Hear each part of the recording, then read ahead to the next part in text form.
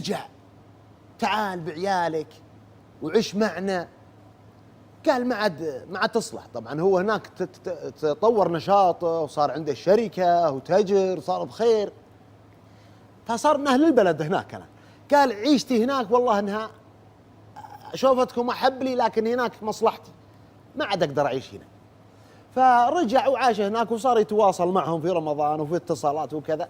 وهذه سالفته وسلامتكم. ولكن جبناها يعني سبحان الله. شوفوا ان المخدرات الدنيا هو شيء غريب سبحان الله احداثها، والمخدرات ما تودي الخير يا جماعه الخير. وسلامتكم. وهذا الرجل يعني الله عز وجل لطف به. نعم. انه هذول ما ماتوا. اي والله. ولا كان، لان ليست القضيه قضيه انهم اسمحوا ولا ما اسمحوا. القضيه قضيه قول الله عز وجل: ومن يقتل مؤمنا متعمدا فجزاؤه جهنم خالدا فيها. نعم. يعني قتل النفس ليست قضيه انهم اسمحوا وافتكيت ولا ما اسمحوا، القضيه قضيه عند رب العالمين.